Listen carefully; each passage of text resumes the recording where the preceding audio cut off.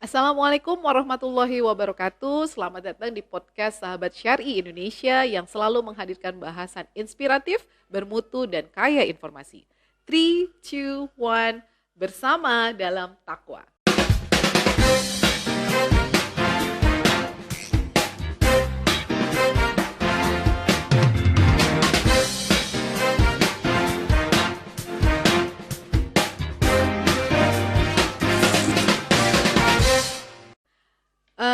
Sahabat Syari Indonesia semuanya, hari ini kita kedatangan seorang tamu istimewa dan pembahasan kita kali ini cukup menarik. Kenapa saya bilang menarik? Karena kita akan bahas seputar teh alias tea in English.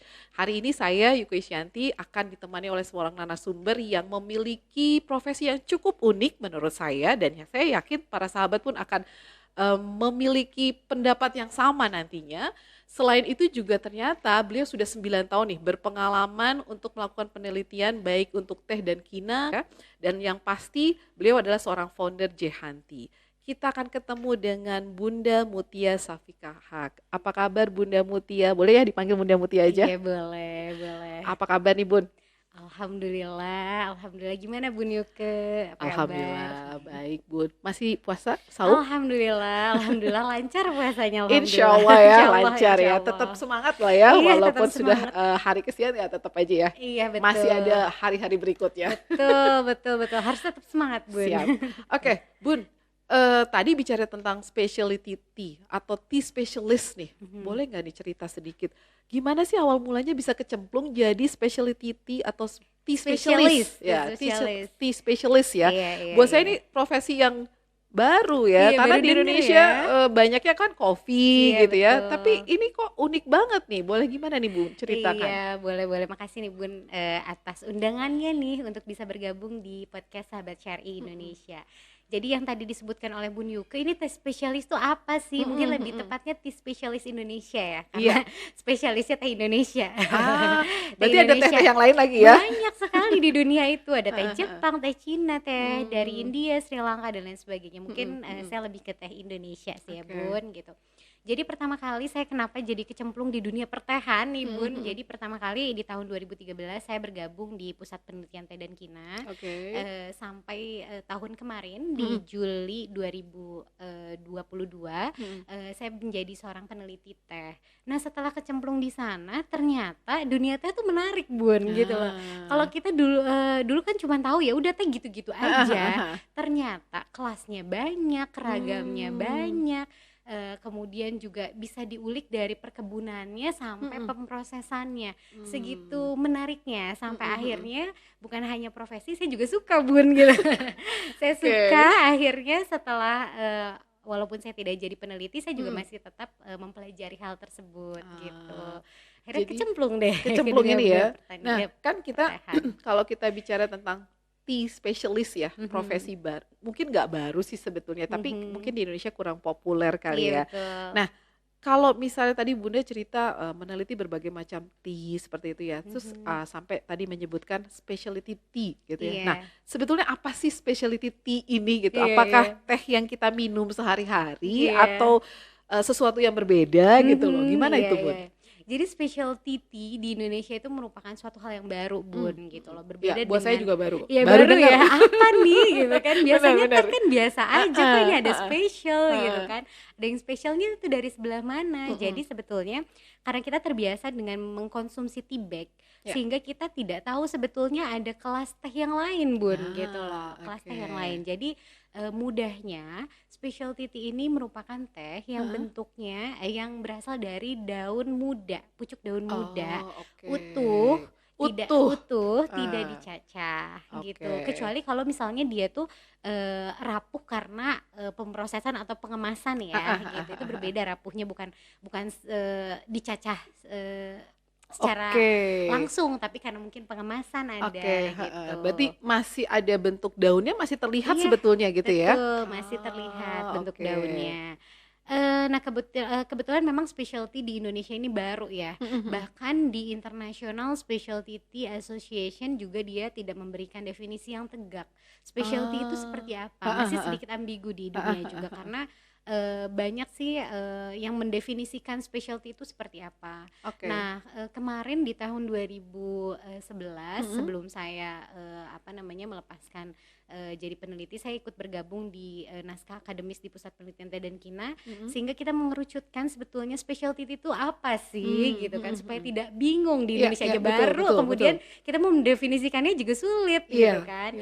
Yang paling mudah, yang pertama specialty ini dia berasal dari perkebunan, satu perkebunan. Kalau kalau di kopi itu ada origin mana sih gitu kan, asalnya dari mana gitu sih, ya. kita juga ada Bun gitu, karena beda tempat, beda ketinggian, beda climate-nya, dia akan menghasilkan yang berbeda. Nah, kemudian kebunnya ini dia berasal dari kebun yang ramah lingkungan, atau menerapkan sistem pertanian terpadu atau good agriculture practice, sehingga dia memberikan jaminan keamanan konsumsi buat konsumennya gitu. Itu dari yang ramah lingkungan. Kemudian yang kedua, dia berasal dari pucuk muda. Iya, kalau ada pucuk ya. Itu harusnya benar-benar pucuk muda yang masih utuh gitu ya, harusnya gitu kan, pucuk ya. Nah, jadi berdasarkan penelitian Bun, semakin tinggi pucuknya, semakin muda, itu kadar antioksidannya itu semakin tinggi juga. Jadi semakin baik kualitas tehnya, daunnya, maka semakin baik juga kualitas tehnya gitu. Nah, yang ketiga pengolahan itu juga harus baik, karena untuk menghasilkan tadi rasa, aroma, itu tuh juga dari pengolahan yang baik, sehingga menghasilkan inner quality itu apa? Penampakan daun teh keringnya, kemudian rasanya, aromanya, warna seduhan, dan daun hasil seduhannya juga bagus gitu. Kemudian yang terakhir, ini biasanya dia punya senyawa kimia yang baik, yang menonjol ya. Misalnya antioksidan yang tinggi, karena Bun ternyata dari daun yang misalnya masih menggulung nih, yang bagus, itu tuh kayak misalnya white tea, dia tuh punya kadar antioksidan sampai 22% gitu. Dan tinggi itu juga ya. Iya, itu tinggi banget buat tubuh kita sebetulnya itu. Jadi ada tuh sebetulnya senyawa kimia, selain ada antioksidan itu kan ada polifenol, ada katekin, ada L-theanin, sama asam amino, yang dimana senyawa kimia tersebut unggul, dia bisa masuk ke specialty tea seperti itu. Jadi betul-betul kita harus lihat ya. Jadi dari tadi juga kalau disebutkan persyaratannya memang sangat menjamin kualitas, sehingga yang tadi disebutkan misalnya ada manfaatnya, dia mengandung apa, itu memang betul-betul bisa kita rasakan gitu ya Bun ya. Dan ternyata pucuk itu yang paling penting. Berarti kalau misalnya saya minum tea bag biasa yang udah itu, ya sebetulnya kita nggak terlalu dapat khasiatnya juga kali ya. Karena itu gitu. Di situ udah heterogen ya. Ada daun kasar, ada batang-batangnya juga gitu loh. Campur aduk pokoknya gitu ya. Tapi kadang-kadang kan suka ada yang aromanya juga strong gitu ya. Aromanya juga kuat. Itu memang dia menambahkan, misalnya contoh saya suka banget teh wangi melati nih, gitu ya.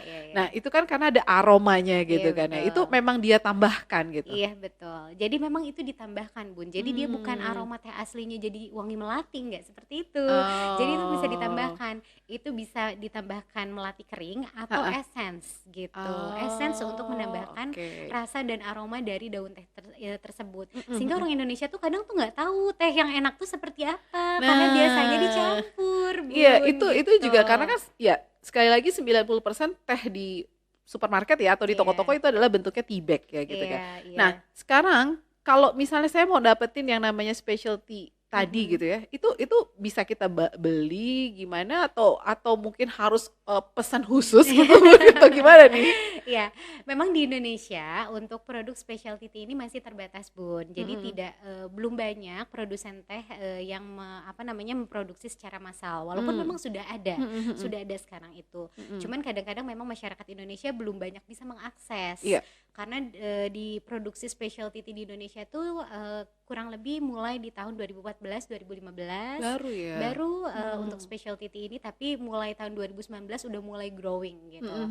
Dan masyarakat Indonesia itu bisa memilih melalui akses online platform online platform itu lebih mudah gitu dibanding mungkin kalau misalnya kita belanja secara offline ya Bun ya gitu. Karena kalau secara offline saya bingung nyarinya di mana.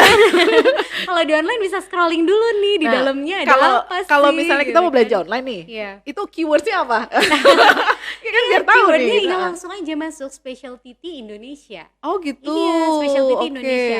Itu biasanya udah banyak tuh di online itu. Jadi Bun Yuke bisa cek ini apa sih? Oh ternyata bentukannya beda ya sama tea bag. Ternyata daun tuh macam-macam ya bentuknya. Ada bentuk yang memanjang, wiry gitu kan. Ada yang keriting-keriting. Kemudian ada juga yang berbentuknya seperti jarum yang disebut silver needle di white tea seperti itu. Itu bentuknya macam-macam banget, Bun. Ternyata ya seseru itu teh tuh Iya, macam-macam. betul. Maksudnya Iya. sekarang gini, ternyata kan yang bagus itu memang masih berbentuk daun. Ya Iya, tadi ya, betul. mungkin tadi kalaupun rusak karena dalam prosesnya Iya, ya, misalnya betul. dimasukin ke kemasannya. Tapi Iya. sebetulnya dia tetap bentuknya tetap terlihat utuh Iya. daunnya tadi gitu ya, Betul, Bun di ya. petiknya daunnya. Betul. Nah, Betul. sekarang kan kita pasti udah kenal nih, ketika saya menyeduh teh ya saya nyeduh aja gitu ya, masukin Iya. air panas selesai gitu kan ya. Tapi ada di Iya. beberapa negara contoh nih seperti di Jepang, itu kan ada tea ceremony ya, segitu Iya. ribetnya yaitu untuk minum teh. Iya. Tapi yang saya rasakan itu lebih kayak aromanya berbeda gitu Iya. kan. Terus ada rasa-rasa yang memang berbeda dan mungkin tadi ya seperti Bun Mutia bilang ya beda tempat ya tadi ada originality-nya atau ada Iya. originnya dari mana, asalnya dari mana. Nah, sebenarnya kalau kita mau nyeduh teh nih supaya dapatkan manfaatnya gitu ya tadi ya aromanya memang enak yang memang bikin relaxing katanya Iya. tadi itu gimana sih Bu? Sebenarnya ada nggak sih tips khusus gitu Iya loh maksudnya? betul, karena banyak banget orang Indonesia yang suka ngeteh tapi nggak dapet relaxnya ini Iya, gimana iya betul gitu. katanya Kayaknya gitu kan, kok kayak kurang nendang iya, gitu minum kan. aja ya udah selesai dah, Iya, selesai. that's it gitu. Oke. Iya, jadi sebetulnya memang ada. Kalau misalnya di Jepang tadi Bu Yuke cerita bahwa di sana tuh ada seremonialnya ya, Japanese tea ceremony. Jadi dia tuh biasanya pakainya green tea. Jadi green tea itu dia diseduhnya bukan pakai air mendidih, Bun. Oh, Pakai oke. suhu di sekitar 80 sampai 90 derajat. Air dispenser biasa sebenarnya Air bisa ya, dispenser nggak usah bisa. dipanasin lagi Nggak ya. usah gitu loh, nggak Salah usah, berarti. iya. Sebetulnya kalau berdasarkan penelitian terlalu panas pun gitu ya di suhu 120 derajat Celcius kadar antioksidan itu rusak sebetulnya Oh, gitu. Jadi oke. sebetulnya kalau misalnya untuk muda teman-teman di rumah ini untuk menyeduh bisa pakai air dispenser karena dispenser sekarang udah pada canggih-canggih Iya, ya. iya betul tuh. 98 derajat Celcius Itu tuh udah nyampe, cukup udah ya? cukup gitu loh. Mau jenis apapun itu. Hanya kita kan yang kita pilih pertama tadi daun tehnya. Daunnya. Jenis Oke. tehnya harus bagus dulu karena rasa sama aroma itu tergantung dari kualitas tehnya. Oke. Tadi kualitas tehnya yang specialty tea, kemudian pilih airnya. Air ini sangat berpengaruh sekali terhadap kualitas seduhan, Bun. Jadi yang terbagus itu air apa sih? Nah, Air iya. pegunungan. Waduh. Air pegunungan loh, Cari ke air Bun. pegunungan ya gitu. Nanti Iya. harus cari galon ya ada air pegunungan Iya gitu. betul betul, itu kan ngaruh banget. Jadi kayak air Oke. suling, air apa namanya macam-macam tuh jenis teh. Kalau misalnya beda air pasti rasanya beda, Bun. Oh, Gitu. oke. Jadi pilih cari air yang pegunungan karena sekarang air pegunungan di kemasan-kemasan juga banyak, Banyak ya. ya, betul sekali. Iya, kemudian tadi suhu seduh sebetulnya memang untuk guidance untuk penyeduhan itu banyak ya. Jadi berdasarkan jenisnya. Kayak misalnya Bun tadi saya sebutkan bahwa green tea, Iya. kemudian white tea itu biasanya ada di 80-90, kemudian oolong itu juga 80-90, tapi kalau misalnya black tea itu bisa sampai 100 derajat Celcius Oh, untuk oke. memaksimalkan atau optimalisasi dari brewingnya sendiri Oke, gitu, jadi penyeduhan. warnanya juga lebih Ekstraksinya pekat lebih gitu. pekat iya. Oke. Tapi sekarang untuk lebih mempermudah di rumah udah pakai air dispenser, kemudian air dispenser itu kan cukup panas juga ya. Ya. Diseduh 3 sampai 4 menit. 3 sampai 4 menit. 3 sampai 4 menit. Nggak usah lama-lama, nanti pahit. Enggak, saya malah sebentar banget celup selesai. Yang penting ada Salah ya, warna. salah itu berarti. itu belum terekstraksi full Oke, ya oke, gitu. oke. Oh ya, tadi juga apa namanya kalau daun specialty tea itu kan biasanya daun ya, bentukannya daun. Itu tuh kalau cara mudahnya kan itu kalau pakai saringan, ada saringan sekarang bowl strainer itu kan kecil banget. Ya, betul. Itu tuh kalau kecil kayak gitu dia tidak tidak teroptimalisasi untuk penyeduhannya, tidak terekstrak secara sempurna. Mudahnya kita tubruk nih si daunnya ya. Tubruk sendok, aja ya. Iya, 1 sendok teh kita masukkan ke dalam satu cangkir pakai air dispenser, diseduh 3-4 menit, tapi ditutup biar wanginya nggak kemana-mana, ya kan? Karena di situ ada volatile compound yang memang membuat aroma teh tersebut terkumpul di situ saat penyeduhan. Nah setelah 3-4 menit disaring Bun, kalau nggak disaring nanti pahit, rasanya nggak enak. Kita makan semua. Dimakan semuanya, disaring tuh sambil iya. dibuka ininya. Nah di situ aromanya enak banget. Itu kali ya yang namanya relaxingnya terasa. Betul, itu dari situ sebetulnya dari ya. aromanya keluar, rasanya juga enak gitu kan. Udah disaring, si daunnya tersebut kita bisa ulangi seduhannya sampai ke 3 kali. Oke, lebih hemat ya ternyata. Jadi kalau hemat, misalnya specialty itu walaupun harganya pasti ya lebih betul. mahal dari teh biasa, tapi pada dasarnya lebih hemat. Lebih hemat. 3 kali seduh kan Bun ya? 3 kali seduh. Oke, saya memastikan aja pagi, siang, sore gitu kan. 1 kali aja, 1 sendok pula ya. Iya, 1 sendok teh loh untuk 1 cangkir. Itu sangat mudah sekali sebetulnya gitu, nggak seribet itu. Walaupun memang banyak metode-metode, kalau misalnya kita ngeliat dari Cina ada metode gongfu, pakai gaiwan dan lain sebagainya. Kadang orang Indonesia masih bingung ini gimana ya dapetin tools buat penyeduhan, cara makainya gimana. Itu cara mudahnya saya tadi kasih tahu seperti itu. Di rumah udah bisa menikmati teh yang enak. Tapi gitu. yang harus dipastikan itu adalah justru jenis tehnya ya. I mean kita pilihnya specialty ya, bukan teh yang biasa gitu ya. Karena kita pengen dapatkan tidak hanya aroma tapi juga manfaatnya. Bun, saya penasaran nih. Kita kan lagi bulan puasa nih. Nah, kemudian juga di bulan Ramadan ini kita saum, dan biasanya kan pada saat iftar tuh kan kita buka nih ya ceritanya. Itu boleh nggak sih sebenarnya kita minum teh langsung pada saat perut kita masih kosong gitu? Karena kan kalau saya tadi dengar secara tidak langsung banyak sekali ya manfaatnya, kemudian juga kandungannya itu antioksidan, bikin awet muda dong. Betul, gitu kan ya. Betul. Nah, itu kan pastinya kita pengen dapatkan ya. Itu gimana tuh Mun? Ya, jadi sebetulnya untuk tata cara minum tehnya itu sendiri, apalagi dalam bulan Ramadan ini ya, saat iftar kemudian buka puasa, itu tuh kita tidak sarankan dalam perut kosong Bun. Jadi teh itu kan punya kandungan katekin ya. Katekin itu bagi beberapa yang memiliki sensitivitas ke lambung itu bisa kena mah. Gitu. Jadinya agak mual di perutnya, sehingga memang tidak disarankan dalam perut kosong ketika memang minum teh yang tidak pakai gula ya. Tidak pakai gula tidak disarankan. Jadi bunda-bunda di rumah bisa makan dulu yang manis gitu kan, yang manis beberapa, kemudian barulah bisa minum teh. Itu lebih aman. Seperti itu. Oke, berarti kalau gitu sebetulnya kita makan dulu sedikit lah ya, baru minum tehnya. Ini menarik. Kalau gula ya.